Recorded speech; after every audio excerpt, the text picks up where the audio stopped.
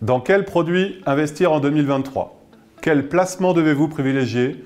Quelles sont les nouvelles possibilités d'investissement qui peuvent être intéressantes pour vous? En 3 minutes, je vais essayer de vous donner les grandes pistes de réflexion. Avant de commencer, quelques mots sur le contexte qu'on connaît maintenant depuis plusieurs mois et qui, d'après la plupart des analystes, va continuer en 2023. Le retour de l'inflation, bien sûr, il a un impact important sur votre pouvoir d'achat, mais aussi sur vos produits d'épargne et leur rendement potentiel. Qui dit inflation, dit aussi hausse des taux long terme.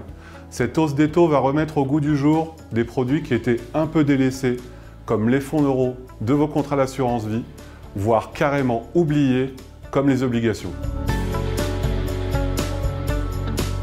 En achetant une obligation, vous prêtez de l'argent à son émetteur, par exemple un État ou même une entreprise. L'émetteur vous remboursera votre capital et vous aura régulièrement rémunéré au taux d'intérêt fixé lors de son émission.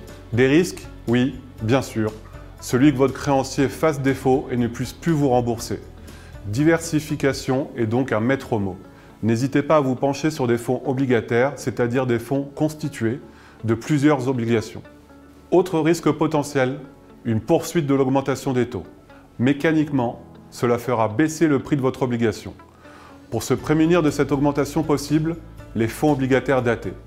Autre parade, investir dans des fonds ou obligations qui sont assortis d'une protection contre l'inflation. Il s'agit d'obligations dont les coupons sont indexés à l'inflation. Deuxième placement possible en 2023, les SCPI pour Sociétés Civiles de Placement Immobilier. Ce que beaucoup appellent la pierre papier, c'est-à-dire la possibilité d'investir dans de l'immobilier tertiaire, des bureaux ou les murs d'hôpitaux, d'universités par exemple. Acquérir des parts de SCPI, c'est donc acheter une petite part représentative de dizaines voire de centaines de biens immobiliers différents. Et surtout, autant de locataires potentiels, ce qui permet de mutualiser ces risques. Quelques locataires qui ne peuvent plus payer leur loyer ou quelques mètres carrés vides ne mettront pas en péril le rendement de votre SCPI. Le rendement, justement, il se stabilise autour de 4% par an depuis 5 ans selon l'ASPIM. L'immobilier est un secteur qui résiste plutôt bien à l'inflation, car les loyers payés par les entreprises sont directement corrélés à cette même inflation. Troisième solution sur laquelle se pencher, c'est bien sûr le plan d'épargne retraite. Un produit d'épargne plus que jamais au goût du jour avec la réforme des retraites en discussion. Le PER, c'est plutôt pour les épargnants entre 35 et 50 ans et surtout fortement imposé, avec un taux marginal d'imposition compris entre 30 et 45%. Pourquoi? Premier point, dans une certaine limite, vos versements sont déductibles de votre revenu imposable. Donc, économie d'impôt et baisse de votre fiscalité. Second point, avoir du temps devant vous va vous permettre d'anticiper, de mettre de l'argent de côté le plus tôt possible et de construire et faire évoluer sur la durée les supports sur lesquels vous allez investir. Face à l'inflation, il n'y a pas de solution miracle en matière d'épargne. Votre objectif, comme à chaque période, doit être de diversifier votre patrimoine en allant chercher des classes d'actifs ayant un potentiel de rendement plus élevé. Donc, si nous avons mis l'accent sur 3 solutions, les obligations, les SCPI, le PER, vous devez étudier avec votre conseiller en gestion de patrimoine les autres produits d'épargne et grandes classes d'actifs. Par exemple, l'assurance vie qui s'adresse à tous les profils d'épargnants avec ses fonds en euros qui garantissent votre capital et des centaines d'unités de compte potentiellement plus rémunératrices mais ne garantissant pas le capital versé.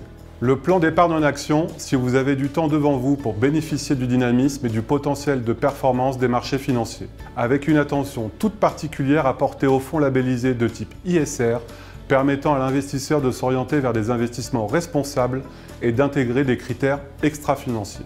L'immobilier neuf et locatif, évidemment, car il existe toujours une pénurie de logements et que les vieux logements ne répondent plus aux nouvelles normes.